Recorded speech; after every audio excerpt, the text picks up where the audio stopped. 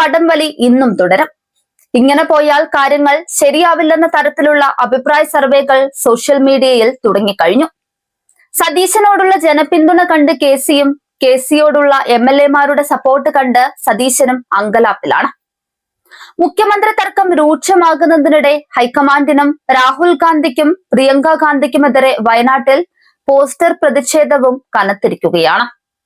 Wayanad DCC ഓഫീസിന് സമീപമാണ് ഇംഗ്ലീഷിൽ എഴുതിയ പോസ്റ്ററുകൾ പതിച്ചിരിക്കുന്നത്. KC വേണുഗോപാലിനെ പിന്തുണച്ചാൽ കേരളത്തിലെ ജനങ്ങൾ നിങ്ങൾക്ക് മാപ്പ് തരില്ലെന്നും വയനാട് ഇനി അടുത്ത അമേഠിയായി മാറുമെന്നുമാണ് പോസ്റ്ററുകൾ മുന്നറിയിപ്പ് നൽകുന്നത്. മുഖ്യമന്ത്രി സ്ഥാനത്തേക്ക് ഹൈക്കമാൻഡ് KC വേണുഗോപാലിനെ പിന്തുണച്ചാൽ പ്രതിഷേധം ശക്തമാകുമെന്നാണ് പോസ്റ്റർ രോഷപ്രകടനം നൽകുന്ന സൂചന. KC വേണുഗോപാൽ രാഹുൽ ഗാന്ധിയുടെ വെറുമൊരു പെട്ടിയെടുപ്പുകാരനാണെന്നും പോസ്റ്റിൽ വിമർശനമുണ്ട്. ഈ സാഹചര്യത്തിൽ രാഹുലിന്റെയും പ്രിയങ്കയുടെയും വിഡ്ഢിത്തങ്ങൾക്ക് കേരളം മാപ്പ് നൽകില്ലെന്നും പോസ്റ്ററിൽ കുറിച്ചിരിക്കുകയാണ്. വയനാടിനെ രാഹുൽ ഗാന്ധിയും പ്രിയങ്കയും മറന്നേക്കുവെന്നും ഇനി ഇവിടെ നിന്ന് ജയിക്കില്ലെന്നും പോസ്റ്ററുകളിൽ വ്യക്തമാക്കുന്നുണ്ട്.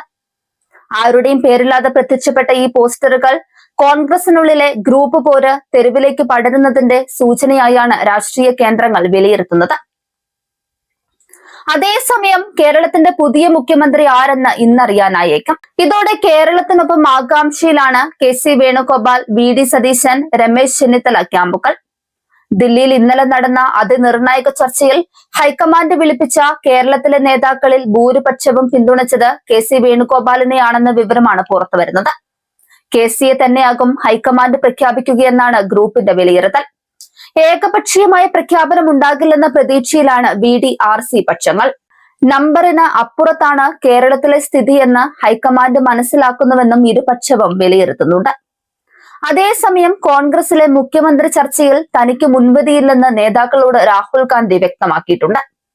കേരളത്തിലെ സാഹചര്യം അറിയാനാണ് കൂടിയാലോചനയ്ക്ക് വിളിച്ചത്. എല്ലാ വശങ്ങളും ആലോചിച്ചായിരിക്കും തീരുമാനമെന്നും രാഹുൽ ഗാന്ധി വ്യക്തമാക്കിയിട്ടുണ്ട്. സംഘടനയ്ക്ക് നിരക്കാത്ത പ്രവണതകൾ ഉണ്ടായി എന്നാണ് രാഹുലിന്റെ നിരീക്ഷണം. അന്തിമ പ്രഖ്യാപനത്തിന് മുന്നേ നേരിട്ട് ഘടക കക്ഷികളോട് സംസാരിക്കണോ എന്നതിലും ഇന്ന് രാഹുൽ തീരുമാനമെടുക്കും. ശേഷമാകും കേരളത്തിന്റെ അടുത്ത മുഖ്യമന്ത്രി ആരെന്നുള്ള പ്രഖ്യാപനമെന്നാണ് വിവരം. പടം നയിച്ച സതീശനെ മുഖ്യമന്ത്രിയാക്കണമെന്ന ആവശ്യവുമായി അണികൾ തെരുവിലിറങ്ങിയതും പ്രതിഷേധിക്കുന്നതും തെരഞ്ഞെടുപ്പിലെ മഹാവിജയത്തിന്റെ ശോഭ കെടുത്തിയെന്ന നിലപാടാണ് AICC നേതൃത്വത്തിനുള്ളത്. MLA-മാരുടെ അഭിപ്രായം, മുതിർന്ന നേതാക്കളുടെ നിലപാട് എന്നിവ KC വേണുഗോപാലിന് അനുകൂലമാണ്. കോൺഗ്രസിന്റെ രീതി അനുസരിച്ച് MLA-മാരിൽ നിന്നാണ് പാർലമെന്ററി പാർട്ടി നേതാവിനെ തെരഞ്ഞെടുക്കുന്നത്.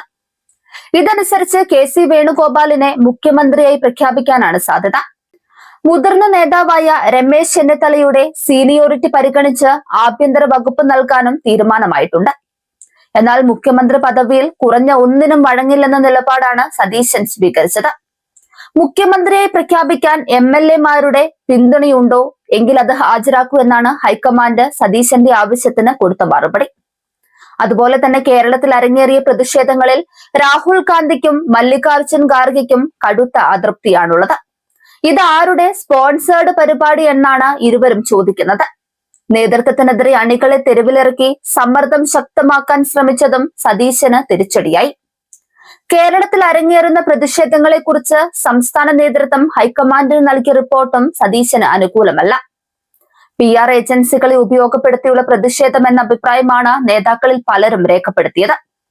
KPCC വർക്കിംഗ് പ്രസിഡന്റുമാർ, മുതിർന്ന നേതാക്കൾ എന്നിവരെ ഡൽഹിക്ക് വിളിപ്പിച്ചിരുന്നു. ഇതിലും ഭൂരിഭാഗം പേരും KC വേണുഗോപാലിനെയാണ് പിന്തുണച്ചത്. MP-മാരിൽ ഭൂരിഭാഗവും KCക്കൊപ്പമാണ്. മുഖ്യമന്ത്രിയായി KC വേണുഗോപാലിനെയും ആഭ്യന്തരമന്ത്രിയായി രമേശ് ചെന്നിത്തലയെയും പ്രഖ്യാപിക്കുകയാണെങ്കിൽ മന്ത്രിസഭയിലേക്ക് VD സതീശൻ വരുമോ എന്നതാണ് അടുത്ത പ്രധാന ചോദ്യം. ധനമന്ത്രി സ്ഥാനം സതീശന് നൽകുന്ന ഫോർമുലയാണ് നേതൃത്വം മുന്നോട്ട് വെച്ചിട്ടുള്ളത്. എന്നാൽ ഇതിൽ സതീശൻ എന്ത് നിലപാട് സ്വീകരിക്കുമെന്നത് നിർണായകമാണ്.